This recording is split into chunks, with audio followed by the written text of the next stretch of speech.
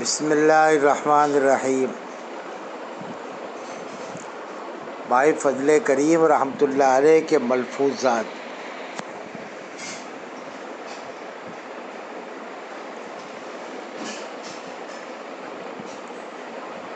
ایک مرتبہ ان کے دوست حاجی موسیٰ بابر وہ بیٹھے ہوئے تھے۔ حاجی موسیٰ بابر کی داڑھی ایک دم سفید ہو گئی تھی اور اس میں چند بال کالے تھے۔ والد صاحب رحمۃ اللہ علیہ کا وہ زمانہ، داڑھی پوری کالی تھی لیکن چند بال اس میں سفید تھے۔ حاجی موسیٰ بابر نے ایک مرتبہ بیٹھے بیٹھے یوں کہا، فضل بھائی، اب تمہاری داڑھی میں سے جوانی جھانک رہی ہے، تمہاری داڑھی میں سے بڑھاپا جھانک رہا ہے۔ داڑھی پوری کالی تھی، اس میں چند بال سفید تھے۔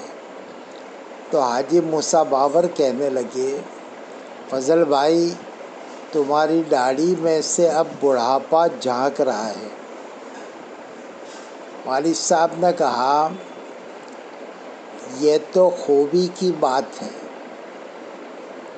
کہ جوانی کی عمر میں بڑھاپا جھانکنے لگے، لیکن یہ بہت بری بات ہے کہ آپ کی داڑھی میں سے جوانی جھانک رہی ہے، یعنی آپ بوڑھے ہو چکے ہیں اور بڑھاپے میں آپ کی داڑھی میں سے جوانی جھانک رہی ہے،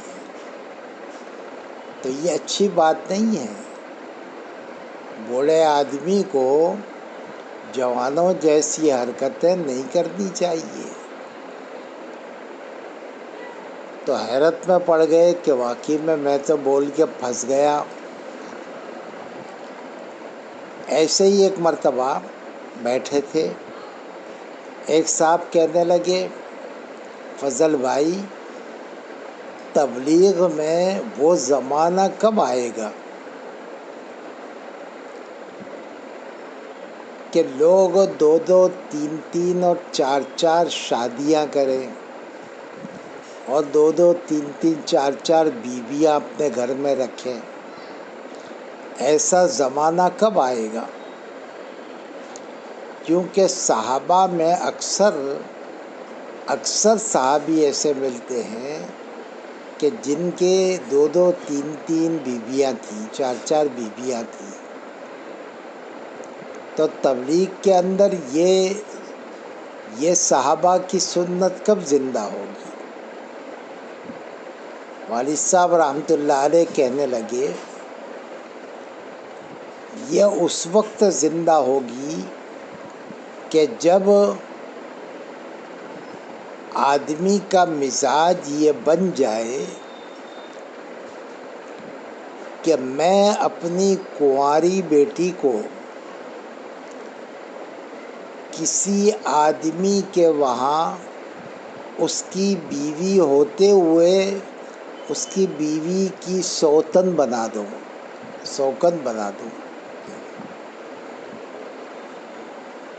صحابہ کا یہ مزاج تھا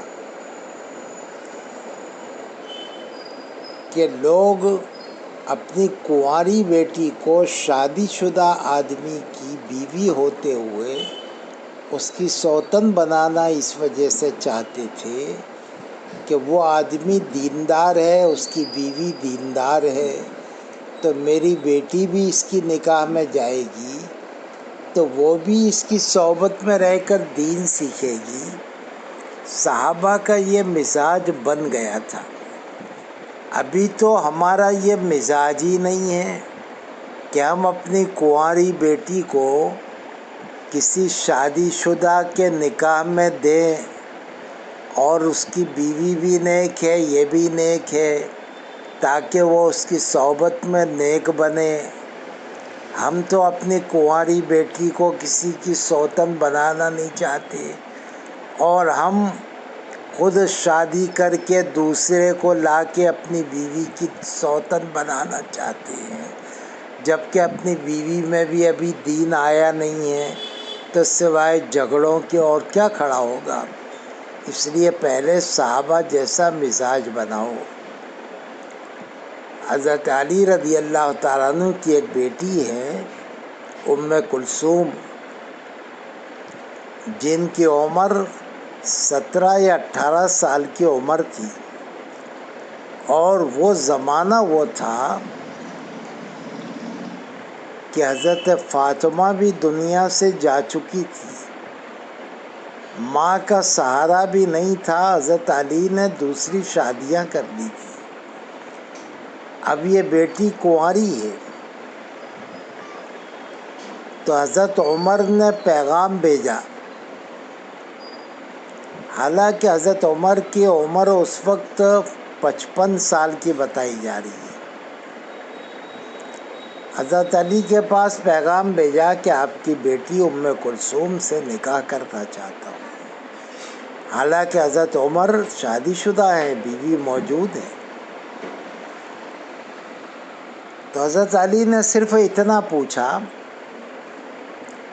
کس نیت سے آپ کا ارادہ ہوا؟ حضرت عمر کہنے لگے، تاکہ میں بھی اہل بیت میں شامل ہو جاؤں، یعنی اللہ کے نبی صلی اللہ علیہ وسلم کے گھر والوں میں شامل ہو جاؤں، کیونکہ بی بی فاطمہ اور حضرت علی کی اولاد یہ اہل بیت کہلاتی ہیں۔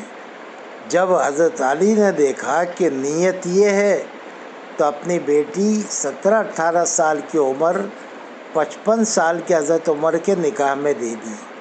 تو جب تک صحابہ والا یہ مزاج ہمارے اندر نہیں بنے گا، وہاں تک تبلیغ میں یہ سنت جاری نہیں ہوگی، ورنہ سوائے جھگڑوں کے اور مصیبتوں کے کوئی چیز نہیں ہوا کرتی۔ اس لیے سب سے پہلے تو تبلیغ والے اپنے گھر کے حقوق کو سمجھیں۔ آج لوگ تبلیغ میں ایسے مجنون بنے پھرتے ہیں کہ اپنے گھر کے حقوق بھی انہیں نہیں معلوم ہیں۔ کل قیامت کے دن یہ گھر والے اپنے حقوق کا سوال کر لیں گے تو تیری ساری تبلیغ اور تیرے سارے چلے بیکار ہو جائیں گے۔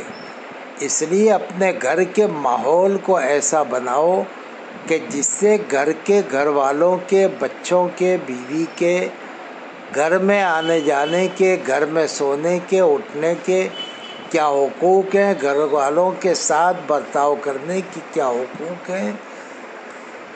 بیوی یہ نہیں دیکھتی کہ تم نے کتنی مرتبہ چلے لگائے اور 40 دن جماعتوں میں تم نے کتنی تہجدیں پڑھی اور کتنی اشراق پڑھی۔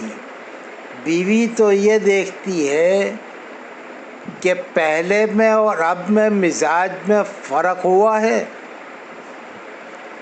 کہ پہلے بات بات میں غصہ کرتے تھے، اب نہیں کرتے، پہلے میں خرچہ تھوڑا سا زیادہ کبھی مانگ لیتی تو خوب لڑتے تھے کیا کرے گی، اور روز حساب مانگتے تھے کہ خرچہ کہاں کیا۔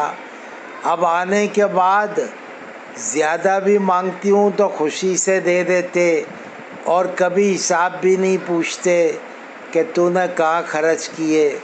تو عورت جب یہ دیکھتی ہے کہ میرا شوہر اللہ کے راستے میں جا کے نرم ہوا ہے، بدلا ہے، تب اس کے اندر بھی تبلیغ آتی ہے۔